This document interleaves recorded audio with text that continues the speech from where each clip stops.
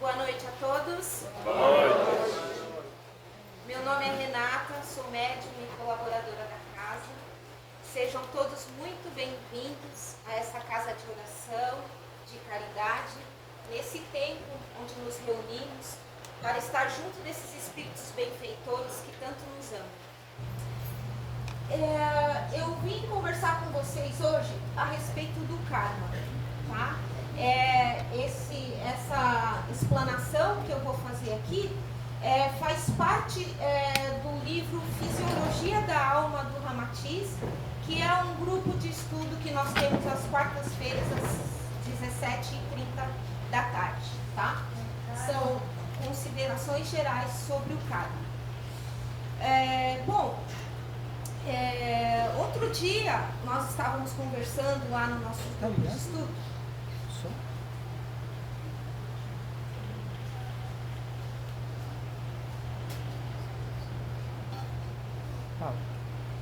Alô? Alô?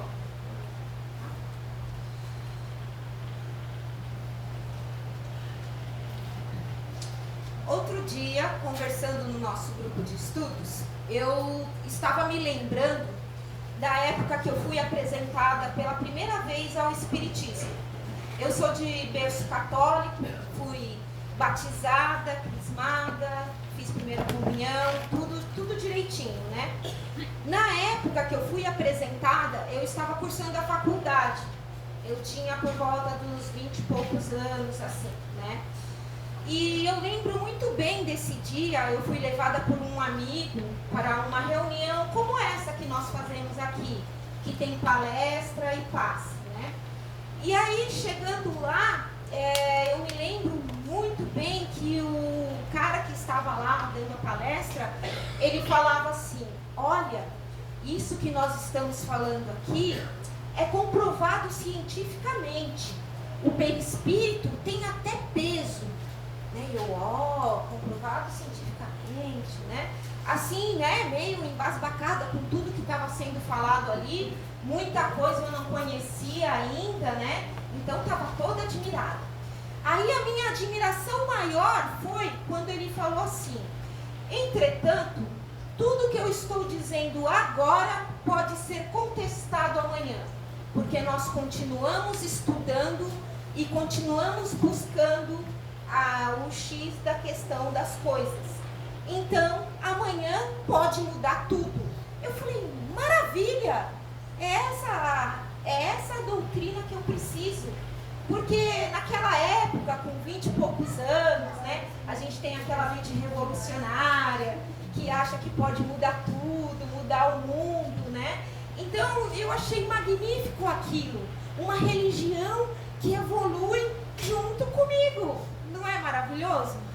Então, desde então, peguei gosto pelo estudo e de estudar as coisas, porque, gente, quando nós estudamos o Espiritismo, estamos estudando os espíritos, ou seja, estamos estudando a nós mesmos, porque somos espírito. Aqui estamos em uma experiência terrena, mas a nossa vida verdadeira é a vida espiritual. Então, tudo isso para dizer para vocês que o estudo é super necessário. A gente começa a entender, a vida da gente não muda, o que muda é a forma com que nós vemos as coisas, como encaramos as vicissitudes, como encaramos as dificuldades, os obstáculos no nosso caminho. Essa que é a diferença. Né? Então, estão todos convidados a estudar conosco, inclusive se quiserem estudar na Matiz. Tá? Então, vamos lá. O karma. Não, é o lateral. A setinha lateral.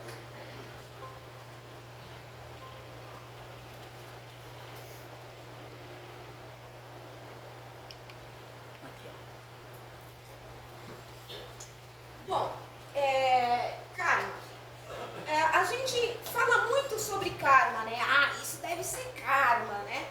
E falamos muito e às vezes não vamos no entendimento do que realmente significa karma, né?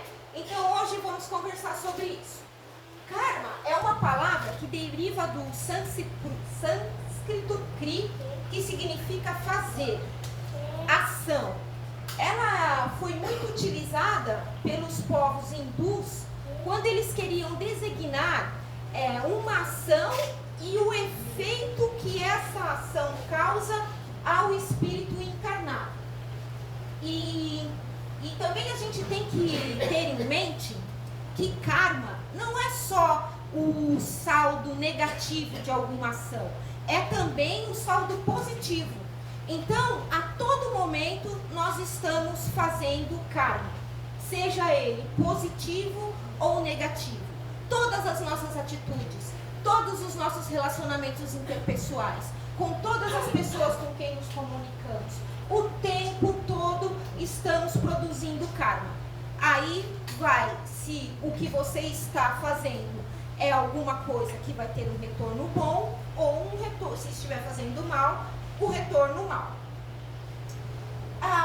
E essa ação é a própria lei de causa e efeito que nós tanto falamos por aqui, né? Que tudo que tem a causa vai ter um efeito correspondente e de mesma intensidade. É igual você pegar uma bolinha de tênis e jogar lá na parede.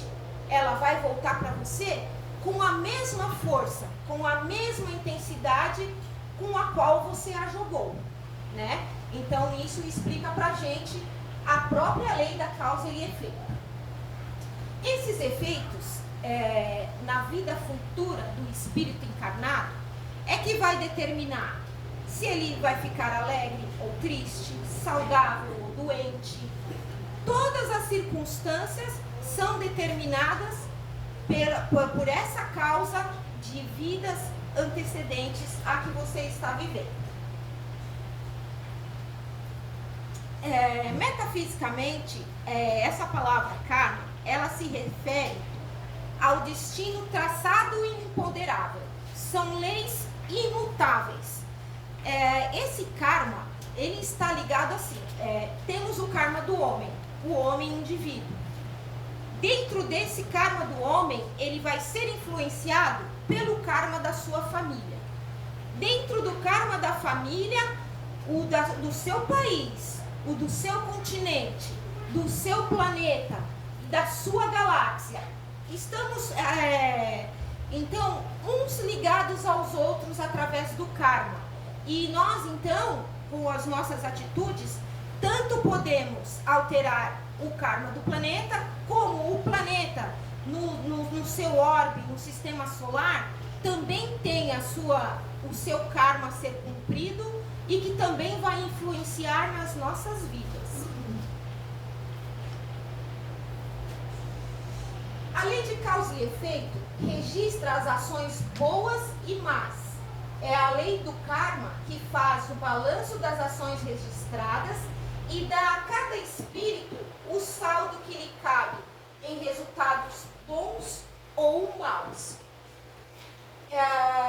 Bem, esse karma que age tanto nas coisas animadas como nas inanimadas, ele vai do finito ao infinito, da molécula, do átomo ao universo. Então, como eu falei antes, a gente sempre vai ter a hierarquia dos karmas, que é do homem, da família, da nação, do continente e da nossa humanidade. Quando eu falo assim, da humanidade, é do conjunto dos humanos que a gente sabe não ocupam só o planeta Terra. Então, os planetas que estão distribuídos pelo universo e que também têm seu karma, muitas vezes sentiram o efeito de vários juízos finais para que possa ter esse cumprimento do karma, colocando todos os planetas e todas as humanidades pertencentes a esses planetas no rumo do progresso. Porque a lei do karma, ela serve para nos impulsionar ao progresso. A lei do karma é para colocar o viajante desatento ou teimoso de volta para o rumo do progresso, para que ele possa alcançar o mais rápido possível as esferas superiores, dentro do mesmo conceito de causa e efeito.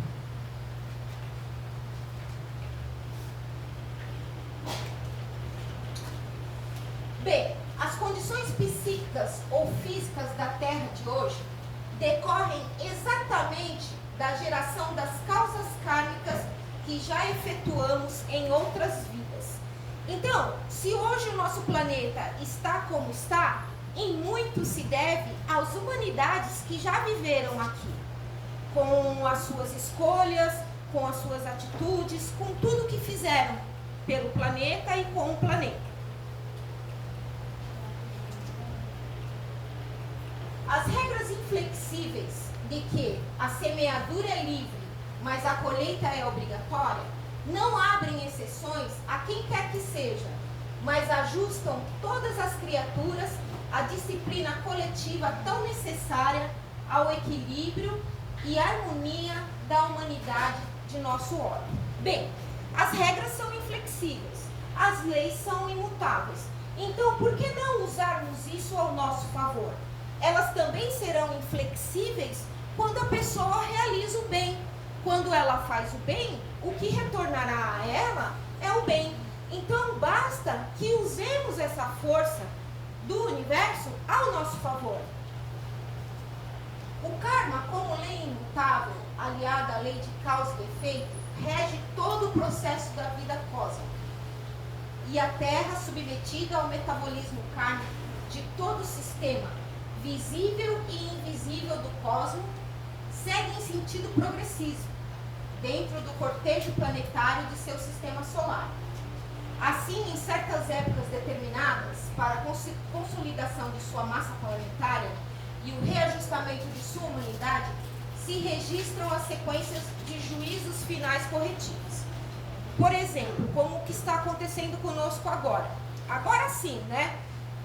Todo mundo está dizendo que nós vamos ter uma passagem onde o planeta vai deixar de ser um planeta de provas e expiações para ser um planeta de regeneração. Só que uma coisa não vai acontecer sem a outra. Não é assim que o planeta vai ficar melhor e então as pessoas vão melhorar. Não. As humanidades e os planetas, eles têm que seguir juntos. Para que o planeta melhore, precisamos nós melhorarmos também. E assim, seguindo juntos, planeta e a sua humanidade, é que vamos conseguir atingir esse progresso, passando para um mundo de regeneração. Essas sequências de juízos finais corretivos são quando a Terra já passou por diversos juízos corretivos, que podemos dizer até, por exemplo, dilúvios, esse tipo de coisa, para o ajustamento do planeta e da sua humanidade. Como viajores dessa nave terrestre, estamos sujeitos ao seu karma planetário, né? Que vem a resumir tudo isso que eu falei para vocês. Então, baseado no karma, que é tudo o que temos de saldo das nossas atitudes, boas ou más,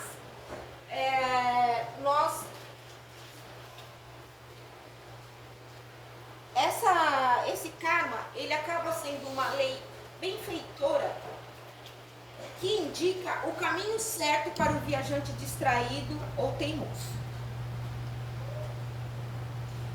Como também o planeta sofre sobre o karma de sua humanidade e para que se cumpram as profecias de um mundo de regeneração, há que se ter a modificação tanto da moradia como do morador.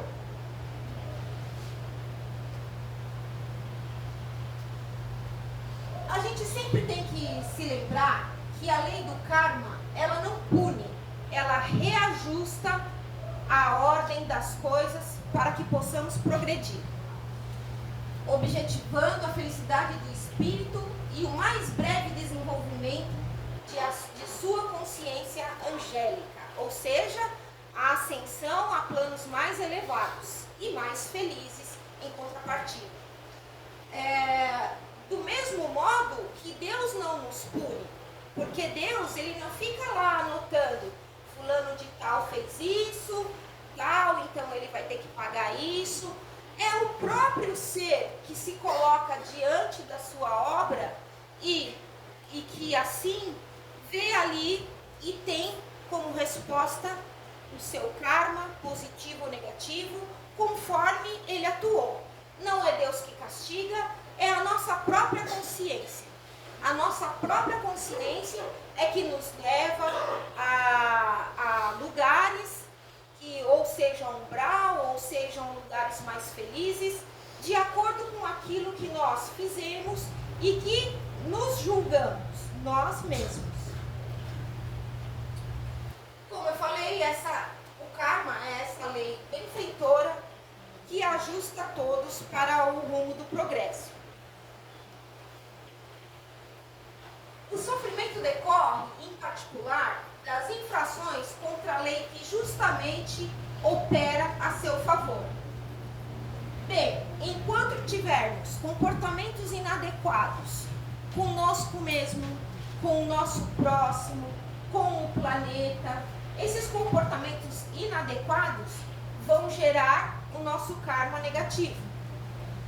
Esse karma negativo pode ser manifestado também em forma de doenças. Às vezes nós conhecemos pessoas excelentes, pessoas boas, de boa conduta, pessoas evangélicas, pessoas que oram e que têm um monte de problemas, de doenças. E falam assim, mas por que uma pessoa tão boa como essa, como pode ela sofrer desse jeito? Pode. Se ela está sendo boa agora, nós não sabemos o que foi que ela fez numa vida pregressa. Da mesma forma, também não podemos julgar as pessoas se não encontramos nessa vida o motivo dela ter essas doenças. Também não podemos julgar e falar, foi uma bisca na vida passada, né? Não podemos, porque não sabemos. O karma, ele é construído continuamente. Então, se hoje você está pagando o saldo devedor das suas más atitudes do passado, tem que cuidar de não estar pagando a do passado e fazendo novas dívidas para a próxima vida. Porque aí não adianta, a pessoa está pagando um karma com uma doença, por exemplo, e não tem abnegação, e não consegue aceitar, não tem aceitação também, e caminha de uma forma que ela vai acabar angariando novas dívidas para serem saldados em outras existências posteriores. Deus não é um cérebro atento e implacável que intervenha punitivamente em cada momento de erro do ser humano. A própria criatura é que se coloca diante de sua obra, obtendo os benefícios ou sofrendo os prejuízos, conforme disponha de sua vontade para o bem ou para o mal.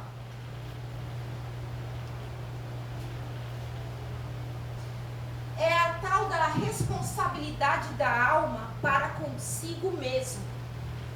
A gente tem que entender que quando é dada a largada inicial da nossa vida, nós não viemos aqui para competir com ninguém. Não viemos competir com o nosso vizinho, nem com nossos amigos, com ninguém que conhecemos. Nós viemos para competir conosco, com nós mesmos. Nós viemos aqui para procurarmos ser melhores do que fomos em vidas regressas. Como sabemos, é só a gente observar a nossa vida atual, quais são os fatores que não andam muito bem, o que é que eu tenho mais dificuldade, se é na família, se é em outras questões, aonde é que eu tenho as dificuldades. Por aí, você já pode ter uma ideia do que são os seus desafios para essa vida e quais são os karmas pelos quais você tem que responder. com minhas atitudes regressas e inadequadas contra meu próximo e quanto a mim mesmo? Não, como minhas atitudes regressas e inadequadas contra o meu próximo e quanto a mim mesmo podem resultar em doenças nessa minha existência. Pelo uso de álcool e de drogas.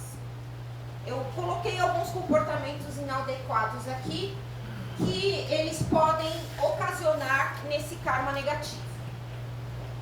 Pela ingestão exagerada de carne animal e alimentação inadequada, também. Pelo acúmulo de sentimentos de tristeza e de mágoas no meu interior, pelo acúmulo de sentimentos de ódio ou raiva.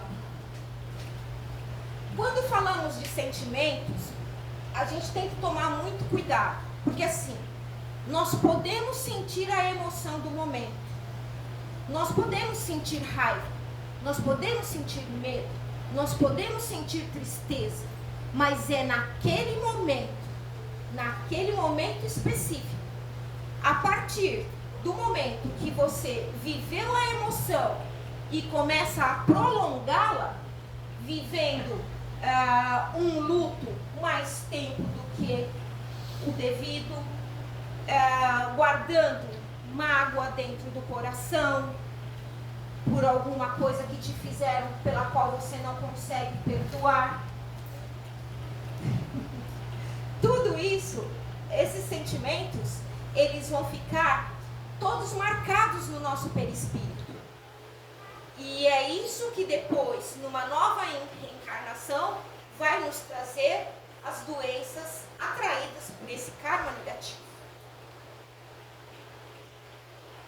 Por pensamentos, atos e ações inadequadas com o meu próximo, outra forma de angariar para si um karma negativo.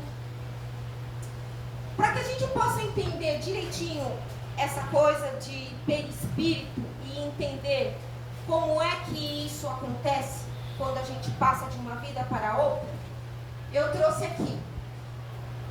Nós temos 7 corpos espirituais, tá? O primeiro corpo é o corpo físico, é esse que nós podemos ver e que nós podemos sentir, que podemos pegar. Esse é o nosso corpo físico.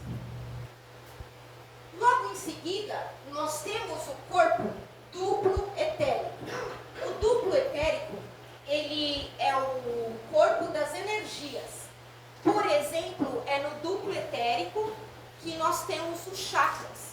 E quando nós realizamos as cirurgias espirituais lá no casarão, é nesse corpo que nós trabalhamos. Esse corpo também é responsável em passar as impressões da alma do indivíduo para o corpo físico.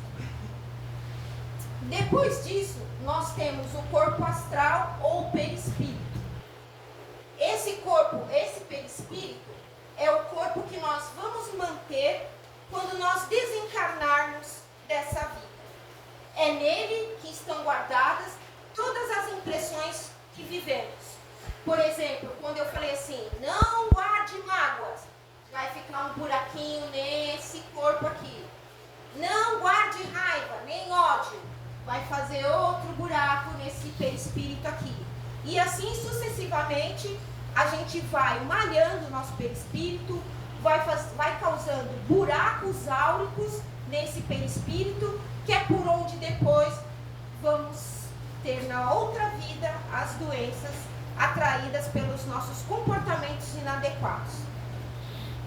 Depois, nós temos o mental inferior, que ainda é ligado às coisas da Terra. O causal, também conhecido como mental superior. O corpo búdico, esse aqui muito importante, porque o corpo búdico é o que guarda as nossas memórias de todas as nossas existências. Desde quando Deus nos fez lá simples e ignorantes, todas as nossas experiências, mesmo que sejam em outros planetas, estão guardadas nesse corpo búdico. Por exemplo, se nós conseguimos ascensionarmos desse mundo para um mundo mais elevado, nós perderemos o nosso perispírito e levaremos conosco só o mental superior, o corpo búdico e o átmico. Para nesse novo orbe onde formos habitar, que seja Júpiter, por exemplo, lá construiremos um novo perispírito com os elementos básicos desse planeta ao qual nós estamos indo nesse destino. Então, gente, os comportamentos inadequados, eles vão ficar gravados no nosso perispírito. Todos esses comportamentos, todas essas raivas e ódios e mágoas, eles fazem buracos na tela desse corpo astral. Certo? Alguém tem alguma pergunta que gostaria de fazer sobre isso? Então, seguimos.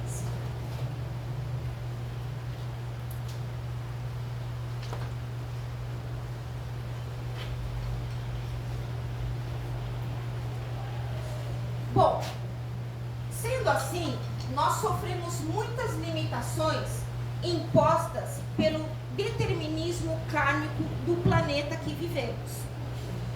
Determinismo é uma corrente teórica que afirma que há um conjunto de condições que determinam as ações dos sujeitos no mundo, através de uma grande coesão universal que interliga todos os indivíduos como parte de um só contexto. Que nem quando eu falei aquela hora para vocês, que o karma do indivíduo está inserido no karma da família, da sociedade, do planeta, do sistema solar e de todo o universo. Então, tudo isso age no nosso karma. Então, o nosso karma é limitado? Quando a gente... Não, o nosso livre-arbítrio é limitado por conta disso. Sim, o nosso livre-arbítrio, ele é limitado, porque se nós pudéssemos dar vazão ao nosso livre-arbítrio, sendo nós, humanos, cruéis, que não conseguimos ver o nosso próximo, ainda, né? Eu digo isso pela situação do planeta que nós vivemos hoje, que é de provas e expiações. Não significa que não possamos alcançar uma posição aonde teremos o nosso livre-arbítrio ilimitado. Só que, por enquanto, o nosso livre-arbítrio, ele é limitado por todos esses karmas que vão desde a nossa família até o universo. Em face do extremo egoísmo, cupidez e crueldade do atual cidadão terreno, a nossa vida seria de contínua desordem e conflito, se os poderes humanos pudessem gozar impunemente do seu livre-arbítrio. Nossa irresponsabilidade é o que nos impede de exercer nosso livre-arbítrio de forma mais ampla. E aí, vocês podem me perguntar, mas como então nós podemos exercer esse nosso livre-arbítrio de uma forma melhor, alcançando esferas mais elevadas? Né? Jesus, ele já nos deixou uma dica quando esteve por aqui, de que teríamos leis que disciplinariam as nossas atitudes. Quando ele disse assim, quem com ferro fere, com ferro será ferido. E mais do que isso, procurai a verdade e a verdade vos libertará. Do ponto de vista que, a partir do momento que você entender que as suas atitudes é o que influi na sua vida, feliz ou infeliz, essa verdade o libertará, fazendo com que você use todos os mecanismos ao seu favor diante dessa lei imutável e implacável. Ele também nos ensinou que o seu reino não é daqui. Não é o mundo material de César, mas sim o reino do Espírito Eterno. Quando Jesus veio para nos dar esse código de conduta, porque para mudarmos o karma, olharmos o código de conduta que Jesus nos deixou. A partir do momento que você consegue fazer ao seu próximo só o que você gostaria que fosse feito a você, que você consegue ter empatia pelo sofrimento das pessoas, que você consegue amar o seu próximo da mesma forma que você se ama, e não vale se excluir, você tem que se amar. É lei primeira se amar. Amar a si e amar ao seu próximo.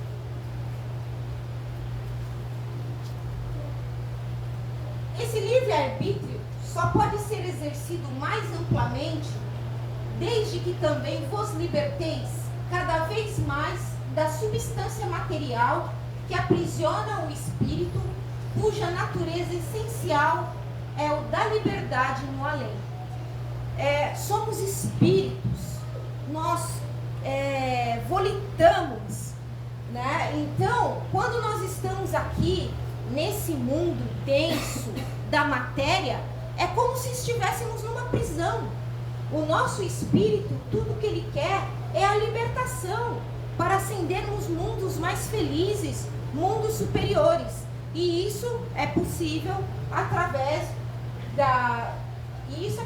se nós verificarmos direitinho todas as condutas que devemos ter para não atrairmos karmas negativos.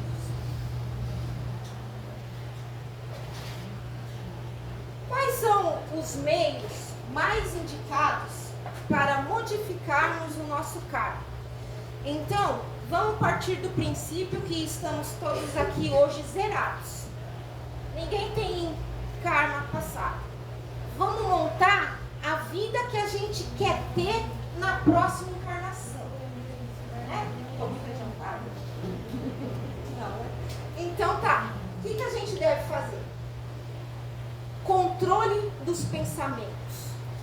É muito importante ter controle dos pensamentos, porque do pensamento a gente passa para a palavra e da palavra a gente parte para a ação. Começa devagarzinho, começa com coisas simples, começa dizendo, não vou falar palavrão hoje. Tá, eu acho que lá pelo meio do dia você vai pensar uns 30, mas você já não está falando. Até o ponto que daqui a pouco você também nem vai pensar mais. Então, o controle dos pensamentos é primordial para que você possa montar uma existência maravilhosa na seguinte. Como eu disse, controle das palavras. Controle das palavras, gente. Como é triste quando escapa alguma palavra mais brusca, que a gente vai ali tentando pegar ela de volta e não pega, e as palavras magoam, e a gente também fica triste depois. Por que eu fui falar aquilo? Acostumem-se a ter controle dos pensamentos e das palavras, para não ficarmos magoando o nosso próximo por bobeira, num momento de raiva, né? Vamos dizer assim. E o controle de suas obras e de suas ações, verificando direitinho o que é feito.